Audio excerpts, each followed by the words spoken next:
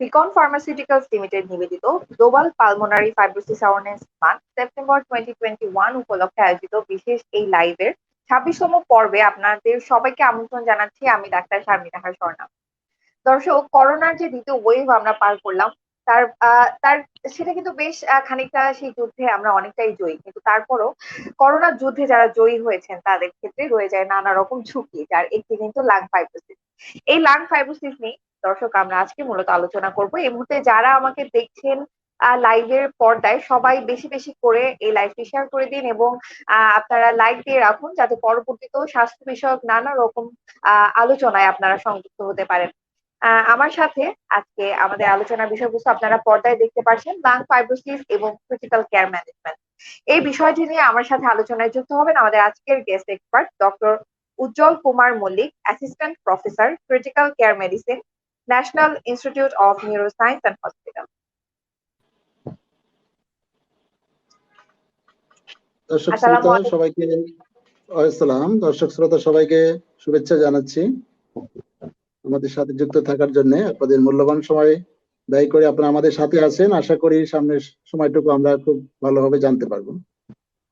ধন্যবাদ স্যার, এবং আপনার প্রতি স্যার প্রথমেই কৃতজ্ঞতা জ্ঞাপন করছি। স্যার, আপনি একজন ব্যস্ত মানুষ এবং তার মাঝেও আমাদেরকে সময় দিচ্ছেন এবং লাং ফাইব্রোসিস এবং ক্রিটিক্যাল কেয়ার ম্যানেজমেন্ট নিয়ে আমাদের সাথে স্যার আলোচনায় যুক্ত হয়েছেন। এই জন্য আমি রাজ টিভি পরিবারের পক্ষ থেকে এবং আমার দর্শকদের পক্ষ থেকে আপনার প্রতি কৃতজ্ঞতা জ্ঞাপন করছি।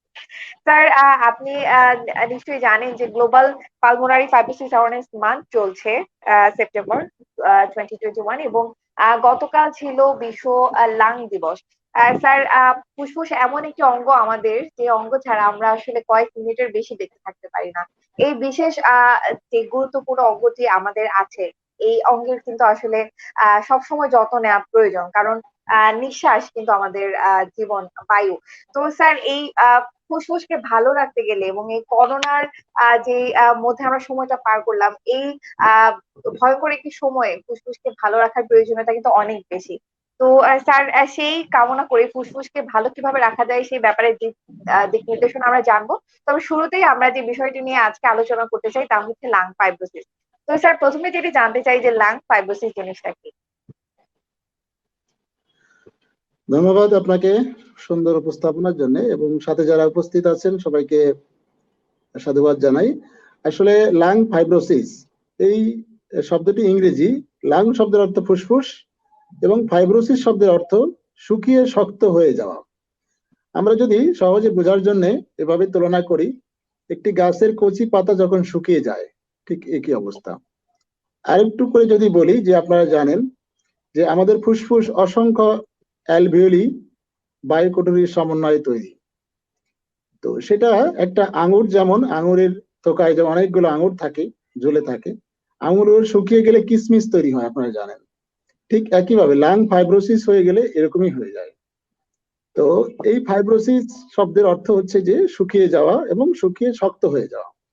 আমাদের এই ফুসফুসের বায়ুকোটরির ভিতর বায়ু চলাচল এর মাধ্যমে অক্সিজেন ফুসফুস থেকে রক্তে প্রবাহিত হয়। যখন এই ফাইব্রোসিস হয়ে যায়, তখন এই ফুসফুসের যে অ্যালভিওলি বায়ুকোটরি গুলো, অনেকগুলো বায়ুকোটরি একসাথে হয়ে মিশে গিয়ে শক্ত হয়ে যায়। তখন এই অক্সিজেন পরিবহনের বিঘ্নতা ঘটে। সেই জন্য আমাদের শরীরে অক্সিজেনের ঘাটতি হয় এবং তার ফলশ্রুতিতে প্রথম দিকে শ্বাসকষ্ট, দুর্বলতা, ক্লান্তি ভাব এইগুলো দেখা দেয়। এবং এই কোভিড মহামারীর সময়ের পরবর্তীকালে দেখা গিয়েছে এই ফাইব্রোসিস কিন্তু আগেও ছিল অনেক অসুখে। লাং ফাইব্রোসিসের আমরা 7টি ধরন আগে নির্ণয় করতাম, যেটাকে আমরা, আপনারা সবাই জানেন, মেডিকেল ভাষায় ডিফিউজ পালমোনারি লাং ডিজিজ, ডিপিএলডি বলতাম আমরা। সেটার 80% ছিল ইডিওপ্যাথিক, অর্থাৎ কোনো কারণ নির্ণয় করা সম্ভব ছিল না। তো সেখানে এখন এই সব কিছুকে ছাপিয়ে এখন কোভিড পরবর্তী পোস্ট কোভিড লাং ফাইব্রোসিস একটি গুরুত্বপূর্ণ এই লাং ফাইব্রোসিসের কারণ হিসেবে সামনে এসছে। ধন্যবাদ স্যার। আমি তো দর্শকদের উদ্দেশ্যে বলতে চাই, দর্শক আপনাদের যদি কোনো প্রশ্ন থাকে আমাদের কমেন্ট সেকশনে প্রশ্ন করতে পারেন। আমাদের আলোচনার বিষয়বস্তু আপনারা জেনে নিয়েছেন ইতিমধ্যেই। লাং ফাইব্রোসিস এবং ক্রিটিক্যাল কেয়ার ম্যানেজমেন্ট। এই বিষয় নিয়ে আপনাদের যাবতীয় প্রশ্ন, আপনাদের নাম, বয়স এবং সমস্যার কথা বিস্তারিত লিখে আমাদের কমেন্ট সেকশনে আপনারা আমাদের জানাতে পারেন। এছাড়াও আপনারা এখন আমাদেরকে দেখতে পাচ্ছেন রাজ টিভির পর্দায় লাইভে, পরবর্তীতে লাইভটি সংরক্ষিত থাকবে। এছাড়াও আমাদের ইউটিউব চ্যানেলে চাইলে আপনারা পরবর্তীতে আমাদের ভিডিওটি দেখে নিতে পারেন। আমাদের অনুষ্ঠানের আজকের scientific partner beacon pharmaceuticals limited এবং পাওয়ার্ড বাই ফাইব্রোস। আমরা চলে যাচ্ছি আমাদের পরবর্তী আলোচনায়। স্যার, আমরা জেনে নিলাম যে লাং ফাইব্রোসিসটা আসলে কি, এবং আপনি চমৎকার একটি উপমা ব্যবহার করলেন আঙ্গুরের সাথে এবং কিসমিসের সাথে মিলে আমাদেরকে লাং ফাইব্রোসিস বিষয়ে জানলেন। তো এবারে একটু জানতে চাই যে স্যার, ঝুঁকিতে কারা বেশি থাকেন? আপনি বললেন যে এটি নতুন কিছু না, আসলে লাং ফাইব্রোসিস আগেও ছিল। তো কাদের আসলে লাং ফাইব্রোসিসটা বেশি হচ্ছে, এবং করোনা পরিস্থিতিতে স্যার কাদের বেশি হচ্ছে, একটু যদি আমাদের জানাবেন। অনেক ধন্যবাদ। দেখুন, বিগত কোভিড সময়ে আমি এই দীর্ঘ কোভিডের প্রথম থেকেই আজ পর্যন্ত আমি সরাসরি ভাবে কোভিডের চিকিৎসার সাথে সংযুক্ত, এবং কোভিডের যে critical care management, ICU Covid যখন সিভিয়ার পর্যায়ে চলে যায় তখন আইসিইউতে থাকে, কোভিড ওয়ার্ডে থাকে, এবং পুরা কোভিড ম্যানেজমেন্টের সাথে আমি জড়িত। সেই দৃষ্টিকোণ থেকে আমার অভিজ্ঞতা থেকে আমি বলতে পারি যে দুই ধরনের পেশেন্ট এই ঝুঁকিগুলো বেশি। একটি হচ্ছে যারা অত্যন্ত ক্রিটিক্যালি ইল। দেখা যায় যে আমাদের যে সমস্ত পেশেন্ট হসপিটালে ভর্তি হয় এর 20 থেকে 26% পেশেন্ট কিন্তু অত্যন্ত ঝুঁকিতে থাকে এবং তাদের আইসিইউ সাপোর্ট লাগে। আপনারা জানেন যে অ্যাকুট রেসপিরেটরি ডিস্টেন্স সিনড্রোম, অর্থাৎ কোভিড এর শেষ পরিণতি হচ্ছে ARDS। তখন high flow nasal cannula, CPAP machine, BiPAP machine, even কিছু কিছু ক্ষেত্রে লাইফ সাপোর্ট মেশিনের প্রয়োজন হয়। তো এই যে সমস্ত কোভিড রোগীর লাং ইনভলভমেন্ট যত বেশি হবে তাদের ফাইব্রোসিস তত বেশি আনুপাতিক হারে। অর্থাৎ একটি রোগীর কোভিড যদি সিভিয়ার ইনভলভমেন্ট থাকে লাংয়ের মোর দ্যান 60%, 80%, পরবর্তীতে তখন যখন সে রিকভারি করে যাবে তখন তার এই ফাইব্রোসিসের সম্ভাবনাটা তত পার্সেন্টই থেকে যাবে। অর্থাৎ একটি রোগীর 60% ইনভলভমেন্ট যদি থাকে তাহলে সে কোভিড থেকে সেরে ওঠার পরেও তার এই ফাইব্রোসিসে আক্রান্ত পোস্ট কোভিড ফাইব্রোসিস হওয়ার সম্ভাবনাটা অনেক বেশি। দ্বিতীয় এক গ্রুপের পেশেন্ট আছে যাদের ইনভলভমেন্ট বেশি না কিন্তু ডিলে ট্রিটমেন্ট, অর্থাৎ মনে করুন 30 থেকে 40% ইনভলভমেন্ট ছিল কিন্তু তাদের যে ট্রিটমেন্টটা অনেক ডিলে হয়েছে, অর্থাৎ স্টেরয়েড যেটা আমরা বলি, আপনারা জানেন যে আমরা স্টেরয়েড ইউজ করি, ডেক্সামেথাসোন বলেন, মিথাইলপ্রেডনিসোলোন, সেগুলো যদি ইনএডুকেট ডোজে অথবা দেরিতে ব্যবহার করা হয় তাহলে লাংসের এই ফাইব্রোসিস সম্ভাবনা বাড়ে। আরেকটি হচ্ছে কিছু গ্রুপ এসিমটোম্যাটিক পেশেন্ট যারা ডাক্তারের কাছেই যায় নাই, বাসায় ছিল, কোন রকম পরামর্শ নেন নাই, হয়তো একটু শ্বাসকষ্ট ছিল এবং হোম অক্সিজেন ট্রিটমেন্টে তারা ভালো হয়ে গেছে। পরবর্তীতে তার যে লং টার্ম একটা ট্রিটমেন্ট দরকার, স্টেরয়েড বলুন বা অ্যান্টিফাইব্রোটিক কোনো মেডিকেশন, সেটা নেননি। এদের এই কোভিড থেকে ভালো হয়ে যাওয়ার পরেও এই ফাইব্রোসিসের সম্ভাবনাটা থাকে। আরেক গ্রুপের পেশেন্ট হচ্ছে যারা হসপিটালে ছিলেন কিন্তু যে কোনো কারণেই তাদেরকে এই অ্যান্টিফাইব্রোটিক ট্রিটমেন্ট ইনক্লুডিং স্টেরয়েড ব্যবহার করা হয় নাই, তাদের পরবর্তীতে কোভিড থেকে ভালো হয়ে যাওয়ার পরেও এই ফাইব্রোসিস হতে পারে। আর কিছু পেশেন্ট দেখা যাচ্ছে যে সবকিছু করার পরেও তাদের আগের থেকে হয়তো আপনার আন্ডারলাইং লাং ডিজিজ ছিল, সিওপিডি ছিল, বা একটু আইএলডি ছিল, বা কোনো ভাস্কুলার যেমন কানেকটিভ টিস্যু ডিজিজ আমরা যেটা বলি সেগুলো ছিল, ফলে তাদের এই ফাইব্রোসিসের সম্ভাবনাটা বেশি থাকে। ফাইব্রোসিসের সম্ভাবনার আমি সহজে যদি বলি যে এটা কেন হয়, এটা হওয়ার মূল কারণ হচ্ছে আপনারা জানেন কোভিড ভাইরাস যখন SARS-CoV-2 যেটা আমরা বলি, আমাদের লাংসের যে এপিথেলিয়াম আছে সেখানে এটা ইনফেকশন করে। তো আমাদের বডি এটার এগেইনস্টে যুদ্ধ ঘোষণা করে। দেখো, বডির ইনফ্লামেটরি রেসপন্স এবং কোভিডের ইনফ্লামেটরি রেসপন্স যদি সমান তালে এটা থাকে তাহলে ফাইব্রোসিসটা বেশি হয়। আমরা কি করি, স্টেরয়েড এবং অ্যান্টিফাইব্রোটিক মেডিকেশন গুলো দিয়ে বডির যে অ্যান্টি ইনফ্লামেটরি রেসপন্সটাকে একটু কমিয়ে রাখার চেষ্টা করি। রিসেন্টলি কিছু দামি ওষুধ বেরিয়েছে, সেগুলো আমরা vascular endothelial growth factor inhibitor, bevacizumab, অনেক দামি ওষুধ। আমরা কিন্তু অনেক এটা ব্যবহার করছিলাম মাঝখানে যাদের এই ইনভলভমেন্টটা অনেক বেশি। কিন্তু এটা আমাদের ন্যাশনাল গাইডলাইনতে না থাকার জন্য বাস্তবতায় আমাদের এটা ব্যবহার করতে গিয়ে, যেহেতু ওষুধটা অনেক দামি, আমি আজকে যেহেতু রাজ টিভির মাধ্যমে বলতে চাই, অনেক মিডিয়া ব্যক্তিত্ব এটাকে নিয়ে একটু রিমার্ক ছড়িয়েছে। তো যার জন্য একটা চিকিৎসক যখন কোনো ওষুধ ব্যবহার করবে, সেটা ডেফিনেটলি কোনো এভিডেন্স থাকে। এবং একটা ওষুধ যখন মার্কেটে আসে, আপনারা জানেন এটা বিভিন্ন ট্রায়ালের উপর দিয়ে মার্কেটে আসে।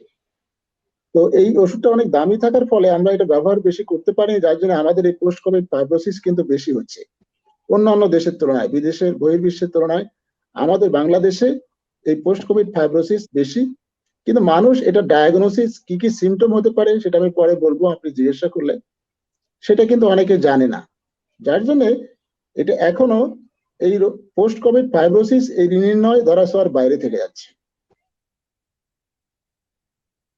ধন্যবাদ স্যার। এই পর্যায়ে আমরা একটু জেনে নিতে চাই উপসর্গ সম্পর্কে। স্যার, আপনি যেটা বলছিলেন যে মানুষ অনেকেই জানে না উপসর্গ সম্পর্কে, এবং এটা আসলে জরুরি সঠিক সময়ে চিকিৎসকের কাছে যাওয়া। কিন্তু উপসর্গগুলো সম্পর্কে সচেতন না হওয়ার কারণে অনেকেই কিন্তু এই ব্যাপারটা করতে পারেন না, তারা সঠিক সময়ে চিকিৎসকের কাছে যেতে পারেন না। তো স্যার, এই পর্যায়ে একটু জানতে চাই যে উপসর্গগুলো কি কি দেখা দেয়, এবং আসলে কখন ডাক্তারের শরণাপন্ন হওয়া উচিত? ধন্যবাদ। দেখুন, আমরা প্রতিদিন টিভি স্ক্রলে নিচে দেখতে পারি যে আমাদের এই পর্যন্ত কতজন লোক কোভিডে আক্রান্ত হয়েছেন, কতজন সুস্থ হয়েছেন, কিন্তু আমরা জানতে পারি না যে কতজন পেশেন্ট এই পোস্ট কোভিড ফাইব্রোসিসে আক্রান্ত, অর্থাৎ কোভিড থেকে সুস্থ হয়ে বাসায় যাওয়ার পরেও কত পার্সেন্ট পেশেন্টের এই ধরনের সমস্যা থেকে গেছে, তাদের খবর কিন্তু কেউ নেয় না।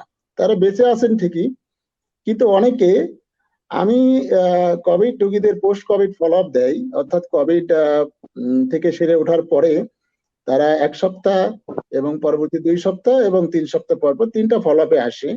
সেখানে আমি দেখেছি যে মোর দ্যান 50% পেশেন্টের এই সমস্যাগুলো থেকে যায়।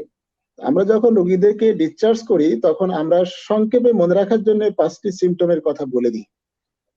যেমন যে তার অল্পতে হাঁপিয়ে যাওয়া, অর্থাৎ সিঁড়ি বেয়ে উঠতে গেলে অথবা হাঁটতে গেলে হাঁপিয়ে যাওয়া, অসম্ভব ক্লান্তিবোধ, অক্সিজেন স্যাচুরেশন মাঝে মাঝে কমে যাওয়া, শ্বাসকষ্ট নাই কিন্তু অক্সিজেন স্যাচুরেশন কমে যাচ্ছে। তারপরে তার রাত্রিবেলায় ঘুমের ভিতর হঠাৎ করে ঘুম ভেঙে যাওয়া এবং অক্সিজেন কমে যাওয়া। আরেকটি হচ্ছে যে মাঝে মাঝে কাশি, যেটা আপনাদের শুকনো কাশি অনেক দিন ধরে থেকে যাচ্ছে এবং তারা বিভিন্ন নেবুলাইজেশন ইনহেলেশন এগুলো নিচ্ছে, তারপরেও কাশি কমছে না। এই সমস্ত সিমটম গুলো থাকলে আমরা ধরে নিতে পারি। এবং যাদের আরেকটি জিনিস বলি, যাদের সিটি স্ক্যান করা আছে এবং মোর দ্যান 50% ইনভলভমেন্ট ছিল, তাদেরকে বলি যে আপনারা অবশ্যই অবশ্যই ফলো আপে আসবেন।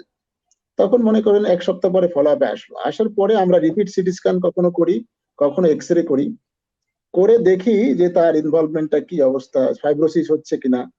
যদি হতে থাকে তাহলে যে মেডিকেশন গুলো আমরা দিয়ে দিয়েছিলাম ছাড়পত্র দেওয়ার সময়, যেমন স্টেরয়েড এবং anti inflammatory anti fibrotic agent, সেগুলো আমরা নির্দিষ্ট সময় পর্যন্ত, কোনো কোনো ক্ষেত্রে আমরা 6 মাস পর্যন্ত কন্টিনিউ করতে বলি। এবং সবচেয়ে আশঙ্কার বিষয় হচ্ছে যারা এই নিয়মগুলো মানেন না, দেখা যাচ্ছে হঠাৎ করে হয়তো 3 সপ্তাহ পরে এসছেন, তখন দেখা গেল যে ফাইব্রোসিস আগের থেকে অনেক বেশি বেড়ে গিয়েছে এবং একটা সেকেন্ডারি ব্যাকটেরিয়াল বা ফাঙ্গাল ইনফেকশন নিয়ে জট নিয়ে আসছে। যেমন ধরুন একটা উদাহরণ দিই, 3 দিন আগে একটি পেশেন্ট আমার কাছে এসেছেন, হঠাৎ করে কাশির সাথে রক্ত যাচ্ছে। তার 2 মাস আগে কোভিড হয়েছিল, কোভিড থেকে ভালো হয়ে সম্পূর্ণ সুস্থ হয়ে উনি বাসায় চলে গেছেন, কাশির সাথে হঠাৎ করে রক্ত বমি হচ্ছে, কেউ বলছে টিবি হয়েছে। পরে আমরা একটা এক্স রে করে দেখলাম যে এক্স রেতে তার ফাঙ্গাল একটা বল, যেটাকে আমরা বলি অ্যাসপারজিলোমা, সেটা হয়েছে, কারণ ওনার পোস্ট কোভিড ফাইব্রোসিস ছিল। উনি যদি ফলো আপে থাকতেন তাহলে হয়তো এত সিভিয়ার পর্যায়ে হতো না। তো সেই জন্য আমি বলবো যে পোস্ট কোভিড কোভিড রোগীদের পরবর্তীতে ফলো আপটা খুব জরুরি। এবং আমরা যদি এই ফাইব্রোসিসকে প্রতিরোধ করতে চাই তাহলে এই ফলো আপের ভিতর রাখলে ফাইব্রোসিসটা আমরা তো 100% প্রতিরোধ করতে পারবো না, কিন্তু সেটাকে নিয়ন্ত্রণে বা কন্ট্রোলে রাখতে পারবো। ধন্যবাদ স্যার। একটি বিষয় আসলে পরিষ্কার হলো, আমরা যারা করোনায় আক্রান্ত হয়েছে আমাদের মাঝে, এবং যারা সুস্থ হয়েছেন পুরোপুরি, তারা আসলে মনে করছেন যে হয়তো সমস্যা চলে গেছে কিংবা ঝুঁকি চলে গেছে। কিন্তু স্যার যেটি বললেন আমাদের কাছে একটি ব্যাপার পরিষ্কার হলো যে করোনা শেষ হয়ে যাওয়ার পরেও কিন্তু কিছু ঝুঁকি থাকে এবং অনেকেই কিন্তু এই ঝুঁকিগুলো যদি তিনি নিয়মিত ফলো আপে না আসেন সেক্ষেত্রে অনেক ভয়ঙ্কর কিছু পরিণতি হতে পারে। এবং আসলে সেই পরিণতির দিকে যদি না যেতে হয় তাহলে করোনা থেকে সুস্থ হয়ে যাওয়ার পরেও কিন্তু নিয়মিত ফলো আপে আসতে হবে। এবং স্যার যেটি বলছিলেন যে আসলে বিভিন্ন পরামর্শ দিয়ে দেন, বিভিন্ন উপসর্গের কথা বলে দেন, সেই উপসর্গগুলো ডেভেলপ করলো কিনা খেয়াল রাখতে হবে। এবং আরেকটি গুরুত্বপূর্ণ বিষয় উঠে আসলো তা হচ্ছে অক্সিজেন স্যাচুরেশনটা খেয়াল করা। আমাদের করোনা যাদের নেই তাদেরও কিন্তু করোনা থেকে সুস্থ হয়ে যাওয়ার পরও অক্সিজেন স্যাচুরেশনটা কি পর্যায়ে আছে এটি কিন্তু আসলে দেখা মনে হয় ভালো। এবং প্রত্যেকের বাসায় যাদের সামর্থ্য আছে একটি করে পালস অক্সিমিটার কিন্তু রাখা উচিত। এবং স্যার যেটি বলছিলেন যে আসলে স্যারের কথার সাথে মিলে আমি রবীন্দ্রনাথের একটি কথা বলতে চাই যে ছোট গল্পের সংজ্ঞা দিতে গিয়ে রবীন্দ্রনাথ বলেছিলেন যে শেষ হয়েও হইল না শেষ, করোনা বোধ হয় স্যার শেষ হয়েও শেষ হয় না। এরকম একটি ব্যাপার। যাই হোক স্যার, আমরা এবারে একটু লাং ফাইব্রোসিস এর সাথে ক্রিটিক্যাল কেয়ার ম্যানেজমেন্ট নিয়ে কথা বলতে চাই যে স্যার ক্রিটিক্যাল কেয়ার ম্যানেজমেন্ট আসলে কাদের প্রয়োজনীয়? লাং ফাইব্রোসিস এ আক্রান্ত হওয়ার পরবর্তী সময় এটি দরকার হয় কিংবা করোনা যখন আক্রান্ত হচ্ছেন একজন ব্যক্তি কোন পর্যায়ে আসলে ক্রিটিক্যাল কেয়ার ম্যানেজমেন্টটা দরকার হয়? ধন্যবাদ। ক্রিটিক্যাল কেয়ার ম্যানেজমেন্ট এই শব্দটির সাথেই এটির সম্পূর্ণ ব্যাখ্যা জড়িত আছে। অর্থাৎ ক্রিটিক্যাল কেয়ার যখন একটি পেশেন্টের তার অসুখের মাত্রাটা অনেক বেশি সিভিয়ার হয়ে যায় তখনই ক্রিটিক্যাল কেয়ার মেডিসিন দরকার হয়। আজকের বিষয়টি আপনি দেখছেন লাং ফাইব্রোসিস এবং ক্রিটিক্যাল কেয়ার ম্যানেজমেন্ট। বর্তমানে আমরা দুই ধরনের পেশেন্ট আমাদের কোভিড ইউনিটে পাচ্ছি। সেটা হচ্ছে রিকারেন্ট অ্যাটাক অফ কোভিড, অর্থাৎ সেকেন্ড বা থার্ড টাইম কোভিড।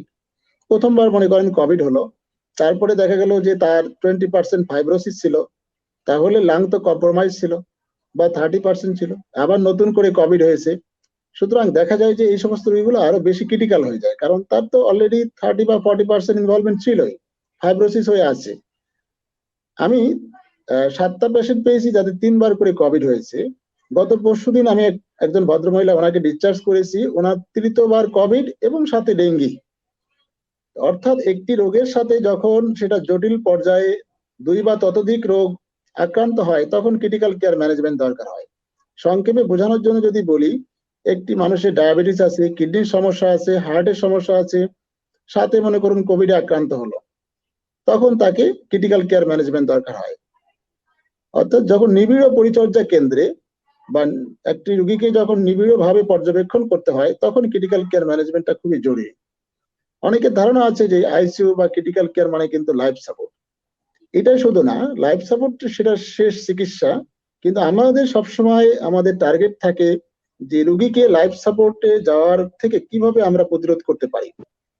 তো কোভিড এবং লাং ফাইব্রোসিস আর ক্রিটিক্যাল কেয়ার ম্যানেজমেন্ট, এখানে আমাদের ক্রিটিক্যাল কেয়ার মূল টার্গেট যেটা থাকে প্রথম থেকেই ছিল, কিন্তু ইদানিং আমরা একটু বেশি জোর দিচ্ছি এটার উপরে, সেটা হচ্ছে যে লাং ফাইব্রোসিস যাতে না হয়। আমি যদি সেটাই প্রথম থেকে চেষ্টা করতে পারি, তো সেটার ম্যানেজমেন্ট কেন ক্রিটিক্যাল কেয়ার, অন্য সাবজেক্ট না কেন? অবশ্যই অন্য সাবজেক্ট, কিন্তু আমরা ক্রিটিক্যাল কেয়ার যারা কাজ করি তারাই লাং ফাইব্রোসিসটা বেশি আমাদের দেখার সুযোগটা হয়। কেন, কিভাবে? যেমন রোগী যখন বেশি ক্রিটিক্যাল হয় তখনই তো আইসিইউতে আসে, আর এই বেশি ক্রিটিক্যাল রোগীগুলোরই লাং ফাইব্রোসিস হওয়ার সম্ভাবনাটা বেশি। দেখা গেছে যে 80% রোগী আমাদের কাছে থাকে ক্রিটিক্যাল কেয়ার ম্যানেজমেন্টের কাছে।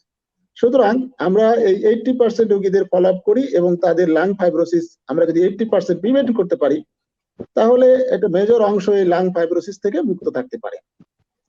সেটা কিরকম? কারণ আমি একটা প্রাইভেট হসপিটালে এবং গভর্নমেন্ট হসপিটালে সেখানে কাজ করতাম। সেখানে মনে করুন যে 20টা পেশেন্ট আছে, সেই 20টা পেশেন্টের ভিতরে আপনার 10টাই খুব মোর ক্রিটিক্যাল। তাদের যদি প্রথম থেকে আমি অ্যাডুকেট ডোজ স্টেরয়েড, অ্যান্টিফাইব্রোটিক মেডিকেশন এবং আদার মেডিকেশন আমি শুরু করি এবং কনসার্ন থাকি যে না, রোগীরা তো আসলে কিছু বুঝতে পারবে না, তারা তো বই পড়ে আসে নাই, তারা তো ডাক্তার না, তাদের কিন্তু আমাদের মমত্ব বোধ দিয়ে চিকিৎসা করতে হবে। আমি দেখেছি এই কোভিডে অনেক শিক্ষিত রোগী, অনেক যারা মানে হাই সোসাইটির মানুষ, তারা অনেক সময় বাচ্চার মতো হয়ে যায়। কারণ কোভিডে মানুষ ভীতু হয়ে যায়, ভয় পেয়ে যায় যে কখন আমি মরে যাব, হয়তো আমি আর বাঁচবো না, আমার অক্সিজেন কমে যাচ্ছে, তখন সেক্ষেত্রে আপনাকে মমত্ববোধ দিয়ে চিকিৎসা করতে হবে। এই মমত্ববোধ কথাটা কেন আসছে? লাং ফাইব্রোসিসের ম্যানেজমেন্টের প্রথম স্টেপ হচ্ছে প্রন পজিশন, মানে রোগীর পজিশন আমরা যদি সঠিকভাবে রাখতে পারি তাহলেই লাং ফাইব্রোসিসটা অনেক কমে যায়। সেটা কিরকম? যখন অক্সিজেন রিকোয়ারমেন্টটা ধরুন 30-40 লিটার লেগে যাচ্ছে, বেশি লাগছে, 10 লিটারে বেশি লাগছে, তখন রোগীকে আমরা লেফট রাইট এবং প্রন করে রাখি, উপর করে রাখি, 2 ঘন্টা পর পর পজিশন চেঞ্জ করি। তাতে কি হয়, লাংসের যে পেরিফেরাল সাইড গুলো আছে, হ্যাঁ, আমি যদি সংক্ষেপে বোঝানো, পেরিফেরাল অ্যালভিওলি গুলো আছে সেগুলো কলাপস করে না, ফলে ফাইব্রোসিসও কম হয়। আরেকটি হচ্ছে স্টেরয়েড। স্টেরয়েড রোগীর কোমরবিড কন্ডিশন, ডায়াবেটিস, কিডনি, এসব কিছু চিন্তা করে হার্টের সমস্যা আছে কিনা আমি স্টেরয়েডের ডোজ এবং মাত্রা নির্ণয় করব। আরেকটি হচ্ছে অ্যান্টিফাইব্রোটিক মেডিকেশন টাইমলি এবং সঠিক ডোজে শুরু করব। তাহলে দেখব যে আমার পোস্ট কোভিড ফাইব্রোসিসটা কম হবে। এবং যখন রোগীকে ছাড়পত্র দিব তখন আমি রোগীকে প্রথমে কিছু ব্যায়াম শিখিয়ে দিব, এবং অবশ্যই অবশ্যই অনুষ্ঠানের মাধ্যমে বলবো এই ব্যায়ামটি খুবই সহজ ব্যায়াম। 3 বল স্পারোমিটার, আপনারা দেখছেন একটি ছোট মেশিন আছে, তো 3টা বল থাকে স্পারোমিটার। রোগীকে বলবো যে আপনি শ্বাস টান দিয়ে কয়টা বল উঠাইতে পারেন। প্রথম দিকে দেখবেন সে পারছে না, আস্তে আস্তে আস্তে আস্তে সে 2টা পারছে, 1টা পারছে, 2টা পারছে, এভাবে করে। তাহলে কি হবে, তার ফাইব্রোসিস কম হবে, অ্যাটলেক্টিসিস কম হবে। এবং যে ওষুধগুলো দিব সেই ওষুধগুলোর না খেলে তার কি হবে সেই সম্পর্কে যদি আমি তাকে সঠিকভাবে ওয়ার্নিং করে দিতে পারি এবং ফলো আপে আসার জন্য রিকোয়েস্ট করতে পারি, রিপিট সিটি স্ক্যান করি, তাহলে এই ফাইব্রোসিসটা অনেকাংশে নিয়ন্ত্রণে রাখা সম্ভব হবে। ধন্যবাদ স্যার। আমরা দেখতে পাচ্ছি আমাদের সাথে অনেক দর্শক যুক্ত আছেন এবং বিশ্বের বিভিন্ন প্রান্ত থেকে আমাদের সাথে দর্শক যুক্ত আছেন। যেমন আছেন শাহাবুল আলম, আছেন, পরবর্তী কমেন্টে চলে যাই আমরা। আছেন বিএম হাসান, তিনি ধন্যবাদ জানিয়েছেন রাজ টিভিকে। পরবর্তী কমেন্ট সজীব খান করেছেন, আমি দুবাই থেকে দেখছি। স্যার, দুবাই থেকে সজীব খান আমাদের সাথে আছেন। এঞ্জেল নীলা, তিনিও আসেন আমাদের সাথে। স্যার মোহাম্মদ আতিকুল ইসলাম আছেন, তিনি আমাদেরকে শুভকামনা জানিয়েছেন। লুৎফর রহমান, তিনিও শুভকামনা জানিয়েছেন। পরবর্তীতে দেখিনি আর কে আছেন। সমীর দেব আছেন, গাজীপুর থেকে দেখছেন আমাদেরকে। পরবর্তী কমেন্ট রাসমোহন, তিনি ইন্ডিয়া থেকে আমাদেরকে দেখছেন।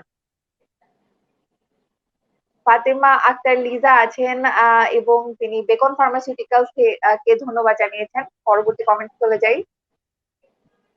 এমডি রাজ্জাক, আব্দুল রাজ্জাক, তিনি লিখেছেন সিঙ্গাপুর থেকে দেখছি। স্যার, সিঙ্গাপুর থেকে আমাদের সাথে যুক্ত আছেন তিনি। এমডি মাজেদুল লিখেছেন বাংলাদেশে এই প্রথম একটা টিভি চ্যানেল দেখলাম যে ভালো কিছু নিয়ে অনুষ্ঠান করে। ধন্যবাদ দর্শক আপনাকে, আমাদের সাথেই থাকুন। এমডি জুয়েল মুন্সি লিখেছেন থ্যাংকস রাজ টিভি টিম। আপনাকেও ধন্যবাদ দর্শক। জীবন আনন্দ জুয়েল লিখেছেন রাজ টিভি, আমাদেরকে শুভকামনা জানিয়েছেন রাজ টিভি পরিবারকে।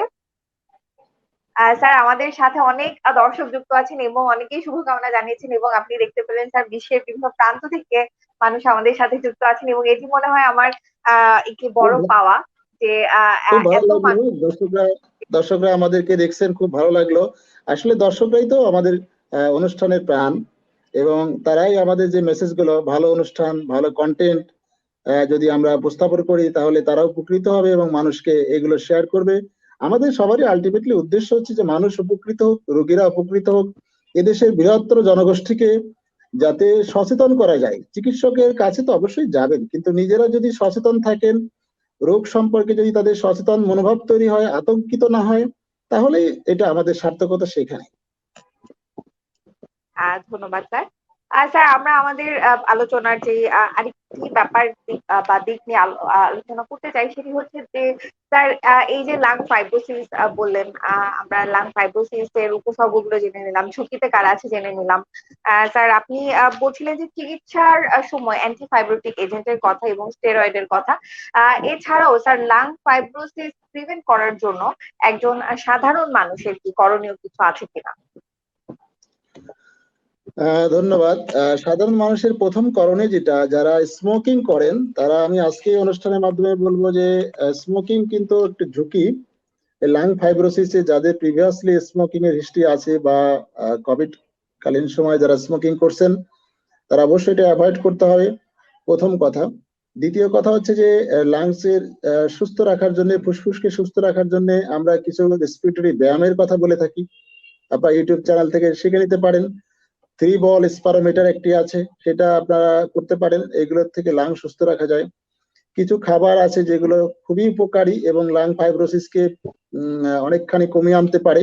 সেটা ফাইব্রোসিসের আগে এবং কোভিড কালীন সময়ে খেতে পারেন, যেমন প্রচুর ভিটামিন সি, এগুলো খেতে পারেন, মধু খেতে পারেন।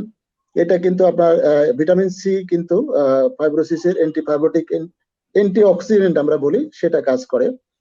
আরেকটি জিনিস হচ্ছে যে অনেকে কিন্তু যেটা অবহেলা করেন, যেমন তার কোভিড হয়েছে, বলে, না আমার এটা কোভিড না, এটা সাধারণ সর্দি কাশি জ্বর। বা আমার কথা হচ্ছে যে আপনি টেস্ট করে ফেলুন, যদি কোভিড হয় তাহলে আপনাকে এই সমস্ত কিছু মেডিকেশন চিকিৎসকের পরামর্শ অনুযায়ী খেলে আপনার কিন্তু ফুসফুস ভালো থাকবে। একটা ছোট্ট এক্সাম্পল দিই।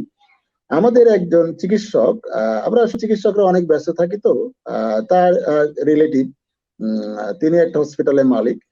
তো আমি নাম বলবো না। তো ওনার মায়ের আর কি এই এই সমস্যাটা, উনি মাকে বারবার করে বলেছেন যে গ্রামে থাকেন, যে টেস্ট করে ফেলুন, টেস্ট করে ফেলুন। না না, এটা নর্মাল সর্দি জ্বর। তো পরবর্তীতে যখন টেস্ট করা হলো, যখন আরো সিমটম ডেভেলপ করলো, দেখা গেল লাংসের 80% ফাইব্রোসিস হয়ে গেছে। উনি কি কোভিড কোভিড ভালো হয়ে গেছে, পোস্ট কোভিড হয়ে গেছে, তার এরকম অক্সিজেন লাগে না, হসপিটালে ভর্তি হওয়া লাগে না, কিন্তু লাংসের ড্যামেজ 80% নিয়ে উনি হয়তো ছিলেন।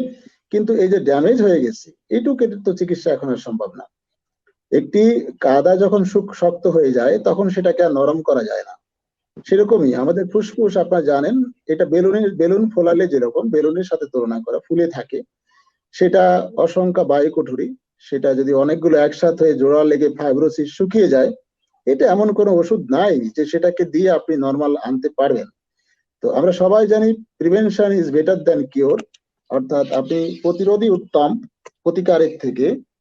তাই আমরা যদি এই প্রতিরোধের জন্য যে সমস্ত করণীয় আছে সেগুলো মেনে চলি, তাহলে কিন্তু আমরা এটা, তাহলে সংক্ষেপে বলতে পারি যে কি, আমাদের ধূমপান মুক্ত থাকতে হবে, প্রচুর ভিটামিন সি জাতীয় খাবার খেতে হবে, প্রচুর পানি খেতে হবে, শ্বাস প্রশ্বাসের ব্যায়াম করতে হবে, এবং কোভিড সিমটম ডেভেলপ করলে অতি দ্রুত চিকিৎসকের পরামর্শ নিতে হবে এবং কোভিড পরীক্ষা করতে হবে, চিকিৎসকের পরামর্শ অনুযায়ী চলতে হবে। এইগুলোই হচ্ছে আমাদের। নিজে নিজে কোনো মেডিকেশন খাওয়া যাবে না এবং কোভিডকে ছোট করে দেখার কোনো সুযোগ নাই। আমি মনে করি আমাদের দেশে যত কোভিড রোগী আক্রান্ত হয়েছে, এখন সময় এসেছে সমস্ত আক্রান্ত রোগীদের ডাটাবেস করে তাদের কত পার্সেন্ট রোগী এখন পোস্ট কোভিড ফাইব্রোসিসে আক্রান্ত হয়েছে এবং তাদের ফাইব্রোসিসের কি অবস্থা সেগুলো সম্পর্কে খোঁজ খবর নেওয়ার। ধন্যবাদ স্যার। স্যার, আমাদের দেশে আমরা এখন যারা করোনা থেকে যুদ্ধ করে স্যার সুস্থ হয়েছে, তো তাদের মাঝে কিন্তু অনেকেই স্যার বর্তমানে লাং ফাইব্রোসিসে আক্রান্ত। তো যারা স্যার ইতোমধ্যে লাং ফাইব্রোসিসে আক্রান্ত হয়ে গেছেন, তাদের প্রতি যদি কোনো পরামর্শ থাকে। আচ্ছা, যারা ফাইব্রোসিসে আক্রান্ত হয়ে গেছে তাদের এত আতঙ্কিত হওয়া যাবে না। চিকিৎসকের পরামর্শ মতো ওষুধ খেতে হবে। এই ফাইব্রোসিস আছে এমন রোগীদের যে সমস্যাগুলো হতে পারে, যেমন বারবার করে ফুসফুসে ইনফেকশন হতে পারে, specially fungal infection, bacterial infection হতে পারে। আর দীর্ঘমেয়াদী এই পালমোনারি ফাইব্রোসিস থাকলে এখান থেকে পালমোনারি হাইপারটেনশন ডেভেলপ করে, একটি শব্দ আছে। সেই পালমোনারি হাইপারটেনশন হলে তখন কিছু মেডিকেশন আমরা দেই সেইগুলো। সেই জন্য এটা, যারা পোস্ট কোভিড ফাইব্রোসিস রোগীরা চিকিৎসকের পরামর্শ অনুযায়ী থাকবে এবং রিহ্যাবিলিটেশনের মাধ্যমে তারা কিছু physical exercise, 6 minute walking test আমরা বলি, এবং কিছু মেডিকেশন, এইটা থাকলে তারা মোটামুটি সুস্থ থাকতে পারবেন। কিছু কিছু রোগীর লং টার্ম অক্সিজেন লাগতে পারে। আমার কিছু পেশেন্ট আছে বাসায়, আমি এখনো পর্যন্ত অল্প করে অক্সিজেন দিয়ে তাদেরকে রেখেছি। তবে পোস্ট কোভিড ফাইব্রোসিসে এটা সারা জীবন থাকবে কিনা সেটা আমরা এখন বলতে পারি না, কারণ আমরা কোভিড তো এখনো হয়েছে 2 বছর পার করিনি, 1.5 বছরের মতো হয়েছে। তো অনেকেই দেখা গেছে যে 6 মাসের ভিতর 80%ই রিকভার করে যায়। আর কিছু পেশেন্ট 20 to 26% পেশেন্ট থাকে যাদের কিনা এটা সারা জীবন পারসিস্ট করতে পারে, এই ফাইব্রোসিসটা সারা জীবন তাদের থাকতে পারে। সেই গ্রুপের ভিতর যাদের আগে আন্ডারলাইং লাং ডিজিজ ছিল, যারা স্মোকার, যাদের পুয়ার মেডিকেশন, কমপ্লায়েন্স ভালো না অর্থাৎ ঠিক মতো ওষুধ খান না, তাদের এই ঝুঁকিটা বেশি থাকবে। ধন্যবাদ স্যার। সুতরাং চিকিৎসকের পরামর্শ মেনে চলার আসলে কোনো বিকল্প নেই যারা লাং ফাইব্রোসিসে আক্রান্ত আছেন, এবং তার একটু আগে যেটি বলছিলেন যে prevention is better then cure.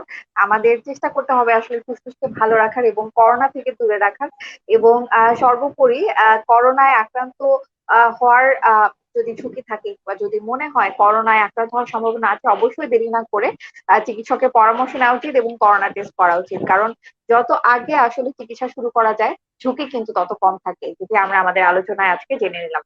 Sir, ধন্যবাদ আপনাকে আবারও আমাদেরকে এতক্ষণ সময় দিলেন এবং চমৎকার আলোচনা করলেন আমাদের সাথে। আপনার উত্তরোত্তর সাফল্য কামনা করছি। আপনাকেও ধন্যবাদ। ধন্যবাদ সকল শ্রোতা বন্ধু যারা অনুষ্ঠান দেখেছেন। সবাই ভালো থাকবেন, সুস্থ থাকবেন, সুন্দর জীবনের কামনায়। ধন্যবাদ স্যার, এবং আমি তো দর্শকদেরকেও ধন্যবাদ জানাতে চাই এতক্ষণ সাথে থাকার জন্য। আপনারা সকলে ভালো থাকুন, এবং আমরা চাই কেউ আসলে করোনায় আক্রান্ত না হোক, লাং ফাইব্রোসিসে আক্রান্ত না হোক। সেই কামনা নিয়ে আজকে আমরা আপনার যে অনুষ্ঠানটি দেখলেন আমাদের রাজশাহীর পর্দায়, বেকন ফার্মাসিউটিক্যালস লিমিটেড নিবেদিত global pulmonary fibrosis awareness month September 2021 উপলক্ষে আয়োজিত লাইভের 26তম পর্ব। এবং এই পর্বে আমরা আলোচনা করলাম লাং ফাইব্রোসিস এবং ক্রিটিক্যাল কেয়ার ম্যানেজমেন্ট নিয়ে। আশা করি আমাদের আলোচনা ফলপ্রসূ ছিল। আমাদের সাথেই থাকুন এবং সকলে ভালো থাকুন, সুস্থ থাকুন, এই কামনা করে আমাদের আজকের অনুষ্ঠান শেষ করছি। আল্লাহ হাফেজ। You are watching Raj TV, Jagorone, Bangladesh. Please subscribe.